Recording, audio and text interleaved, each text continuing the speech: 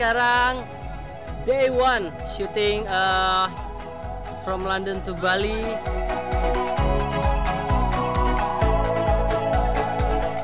Hari pertama kita syutingnya udah di pantai. Panas tapi semangat.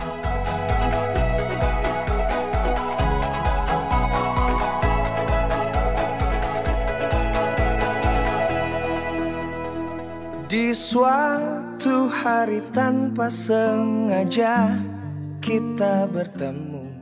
Gue berperan sebagai Lukman. Lukman ini adalah seorang pendatang, dia dari Jawa Barat. Dia itu cuma tinggal sama pamannya di Jakarta. Dan dia itu mempunyai seorang pacar yang bernama Dewi. Semua itu karena saya berperan sebagai Dewi, cewek kota. Dia cewek baik-baik, pintar. Dewi itu akhirnya memutuskan untuk pindah ke London karena dia dapat beasiswa. Dia pindah dari Indonesia, akhirnya sekolah di London. Aku sebagai sahabatnya Dewi di London, dia kalau ada apa-apa cerita sama aku. Dan aku pun yang agak ngajarin dia, aku yang sharing sama dia.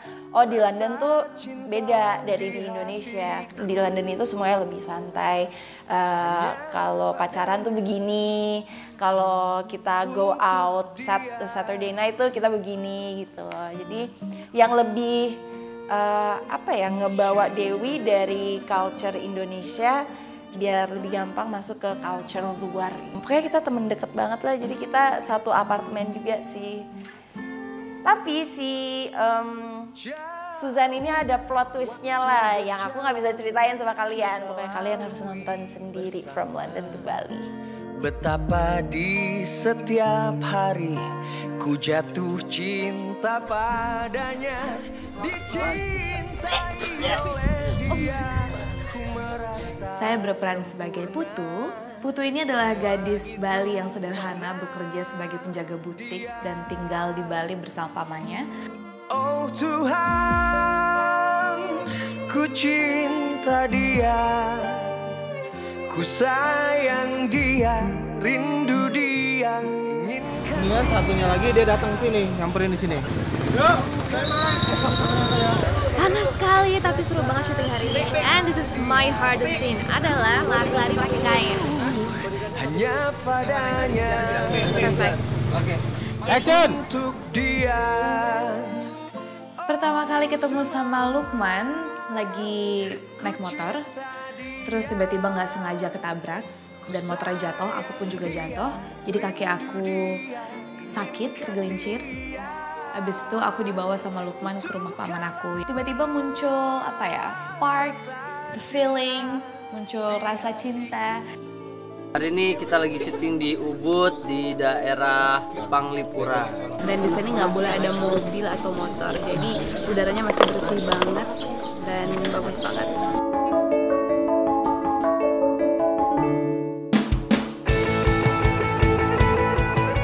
Gue yang kesini.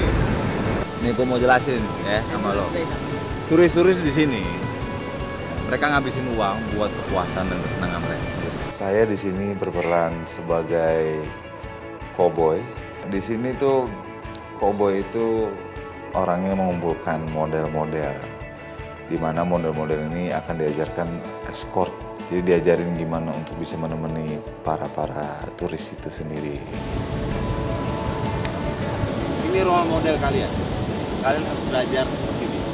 Harus kayak gini. Gue di sini berperan sebagai cowboy. Karakter gue sendiri di sini cool aja ya, tapi nggak belakang, nggak sombong. Gue tetap yang kayak ngajarin anak baru gimana caranya mereka bisa ngedapetin bule di Bali ini.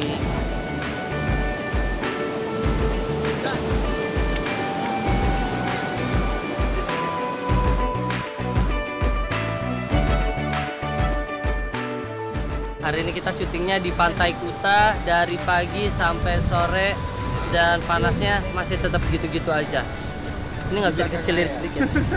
Hari ini adegannya gua ceritanya lagi berusaha ngerayu bule, tapi dengan cara gua sendiri. Gue di film From London to Bali ini berperan sebagai namanya Sodikin. Dia tuh berasal dari Makassar. Dan dia itu sebetulnya ke Bali untuk mengubah nasibnya, untuk menjadi orang yang lebih mapan, punya duit gitu, karena dia harus menghidupi adik-adiknya. Di Bali itu dia bekerja sebagai seorang koboi. Koboi itu adalah profesi escort. Di situ kita harus ngelakuin apa aja tuh. Kalau misalnya disuruh nemenin berenang, kita nemenin berenang, nemenin jalan-jalan, kita nemenin jalan-jalan. Pokoknya apapun maunya klien, kita harus turutin. This place is cool, right? Yeah, very nice. Yeah, very nice place. Gua di film ini berperan sebagai Bambang. Karakter Bambang ini sebenarnya baik gitu, orangnya baik gitu, tapi dia mencoba asik gitu. Baik mencoba asik, jatuhnya jadi so asik, agak-agak norak gitu. Rambutnya diwarna-warnain, pengen gaya escort gitu, tapi sebenarnya nggak masuk. Elbow or oke. Yuk, gue background tuh. Action. Nah, ya. Lukman itu ke Bali karena dia mau mengejar cintanya. Si Lukman itu berupaya keras gimana supaya dia bisa dapat duit banyak, terus dia bisa nyusulin Dewi ke London. Di Bali itu mendapatkan sebuah pekerjaan itu sebagai escort. Awal-awal Lukmannya ini tuh kayak nggak suka gitu, karena apa nih pekerjaan apa sih gitu, pekerjaan yang nggak gue banget. Kita bertiga ini punya tujuan yang sama sebetulnya, ingin mengubah nasib. Ternyata pekerjaan ini bukan pekerjaan yang bagus gitu, karena ada sisi gelap juga dari profesi ini. Makanya kita juga lama-lama sadar kalau kita harus keluar nih dari organisasi koboi ini, karena lama-lama nggak sehat. Sebetulnya kalau kita udah masuk dalam organisasi koboi, kita tuh nggak bisa keluar dengan seenaknya. Nah ini yang akan jadi seru, karena kita kejar-kejaran dengan mafia koboi.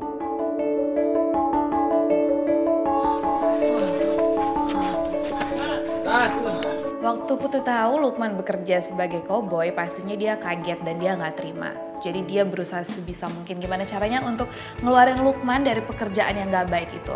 Karena Putu memang benar-benar mencintai Lukman apa adanya, nggak peduli pekerjaannya apa. Tapi pada saat Putu ngelihat Lukman ngobrol lagi sama mantannya, yaitu Jessica Mila, I don't know what happened, pokoknya nonton aja.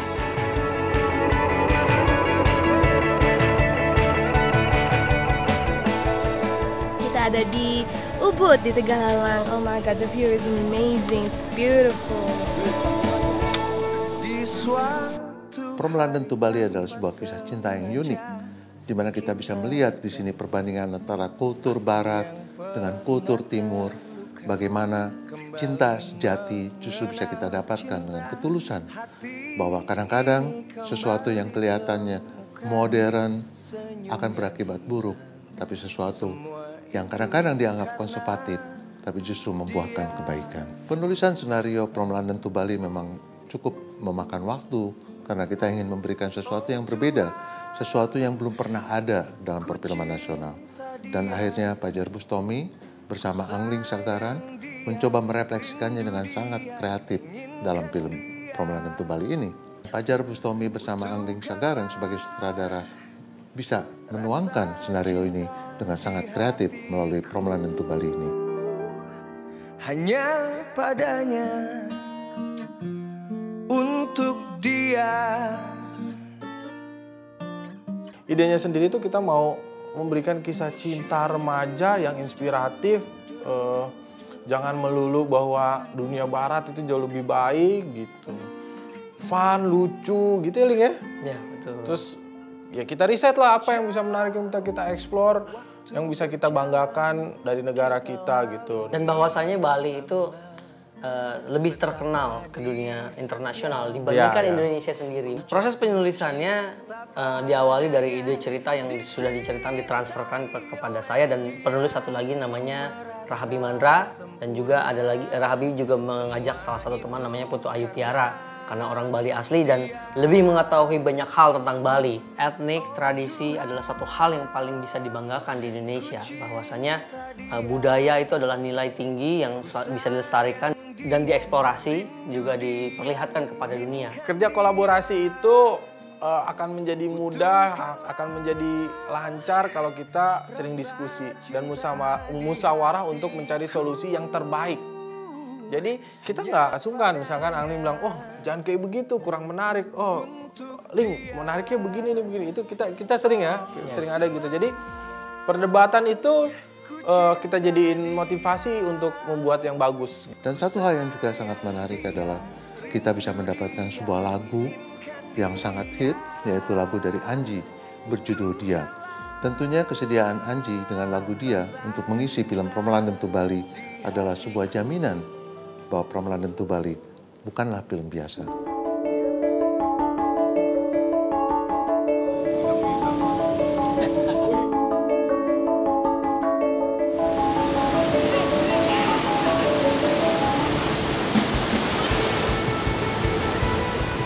Surfing tuh kaki gue udah mulai yang kram gitu. Gue nggak ngeh tuh makin kesana dikit ombaknya tuh makin gede. Iya, makin gede. Gue di situ di titik itu menyadari bahwa ombaknya membantu gue, ngedorong gue membantu ke arah pantai sedikit. Gas, narik banyak coy, gitu. Itu baru nggak usah panik, nggak bisa. Tolong, Lukman Sodikin, Aco, Kirun, tolong gitu. Terus mereka jawabannya, weh, sip gitu. Bukan sip, gue pikir lu kayak menikmati gitu, weh, gue disini, terus gue bilang, weh, sip gitu. Ternyata dia hanyut ya. Kok makin jauh, baru tuh kru pada nyadar, iya dia kelelep gitu, baru dipanggil itu lifeguard. Dan lifeguardnya gak asik gitu pas sampai. Jadi gue nih belum tentu selamat tapi dia udah marah-marah, dibilang jangan ke tengah gitu. Ntar dulu mas, marahnya saya pinggirin dulu ya Allah.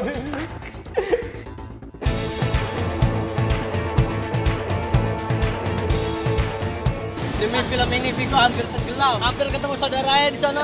Karena syutingnya di Bali ya, kita udah siapin diri ya. Bali panas, otomatis di Bali main air.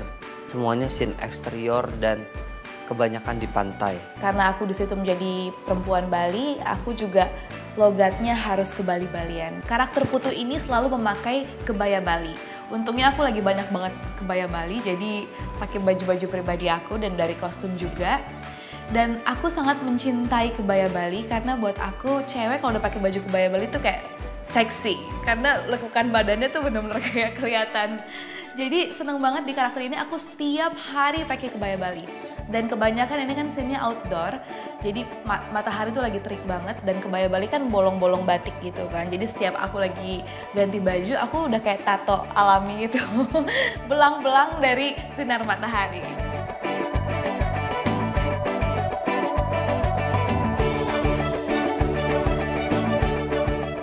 Kalau sama Kirun aku udah kenal lumayan lama gitu, jadi udah nggak susah untuk membangun chemistry.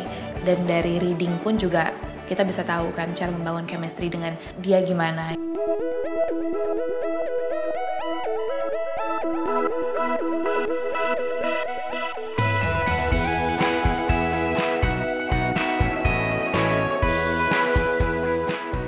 Kalau untuk kedekatannya sendiri, gua sama Aco sama Viko enak ya, kita kalau ngobrol tuh nyambung. Jadi untuk chemistry-nya sendiri nggak susah. Sutradara juga kayak memberikan kebebasan kita untuk kalau misalnya mau ada isian-isian apa komedinya bisa kita build sendiri gitu di tempat. Yang penting kan dijagain nggak keluar dari real ceritanya. Jadi tetap asik syutingnya. Nggak ribet ya, simpel.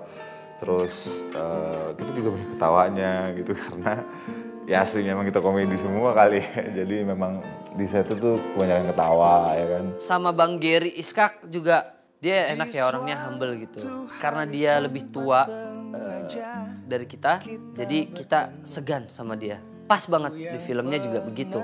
Karena dia adalah bos kita jadi segan sama dia. Cinta hati ini kembali temukan senyum yang hilang. Semua itu karena dia. Akhirnya bisa ke London ya. Di sana seru ya karena kita ngelihat perbedaan adat di sana, perbedaan kebiasaan. Terus juga kita ngelihat orang-orangnya itu beda sama yang ada di sini. Kita syuting di tempat yang bagus-bagus, emang tempat buat jalan-jalan yang emang spot turis juga kebanyakan. Jadi bisa sekalian liburan juga, sekalian foto-foto. Biasanya tuh kita satu hari syuting di beberapa spot dan itu kebanyakan bajunya beda-beda. Jadi aku harus bawa beberapa baju, makanya aku bawa koper kecil. Nah di situ tuh aku ganti-gantian biasanya sama mama bawa koper kecil kemana-mana. Dan ya itu dia sih, berasa banget capeknya karena kita kemana-mana jalan. Kita juga di sana kalau syuting kan berangkat semua gitu, nggak mungkin ada yang ditinggal di apartemen karena apartemen dan lokasi syutingnya kan lumayan jauh, terus kita suka pindah-pindah gitu. Jadi kita berangkatnya bareng-bareng. Ada scene nggak ada scene kita berangkatnya bareng pokoknya. Kita syuting rasa jalan-jalan pokoknya di sana. Enak.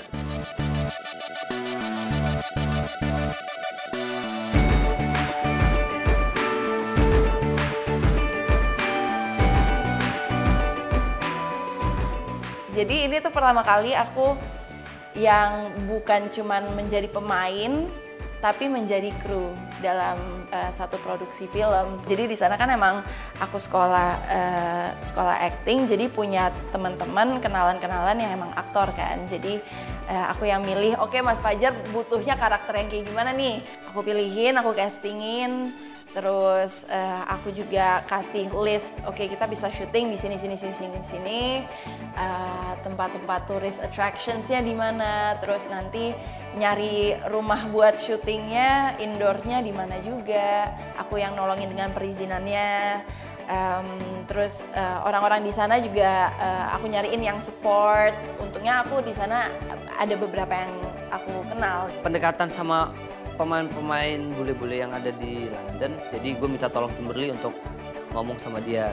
Susah sih kalau pendekatan sama bule karena Inggris kita tuh harus bagus gitu, sedangkan gue Inggrisnya bagus banget, jadi agak susah ngomong sama mereka. Dalam satu hari itu kita nggak cuman di satu lokasi, pastinya kita harus moving dari satu lokasi ke next location. Jadi itu at the end of the day kita parah capek banget, tapi untungnya by the end of it semuanya ternyata benar-benar enjoy syuting di sana. Action! Gua berperan sebagai Sentot. Lo berperan sebagai siapa aja? Roy.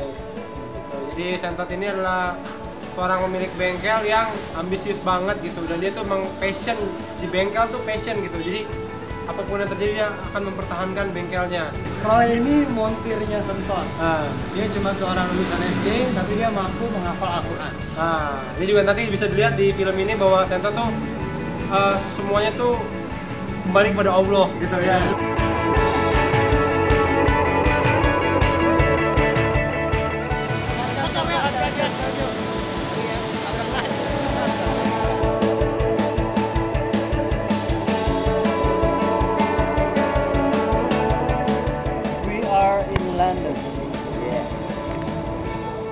Harapan gue untuk film From London to Bali ini semoga bisa diterima sama kalian semua, sama masyarakat Indonesia. Semoga kalian semua suka dan nonton berkali-kali. Aku harap film ini bisa sukses, bisa menembus jutaan penonton, amin. Dan semoga semua yang nonton bisa terhibur. Semoga masyarakat bisa mencintai dan menyukai, juga menerima film From London to Bali.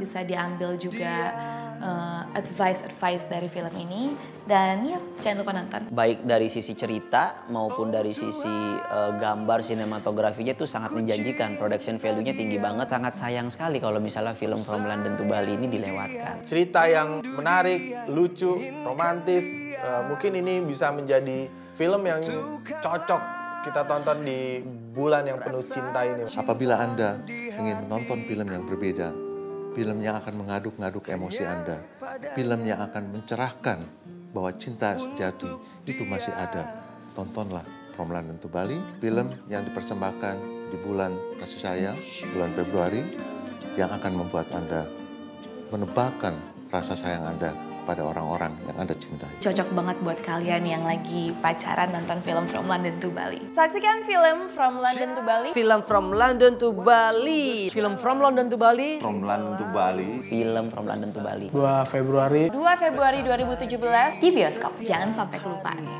Ku jatuh cinta padanya, dicintai oleh dia. Ku merasa sempurna Semua itu karena dia.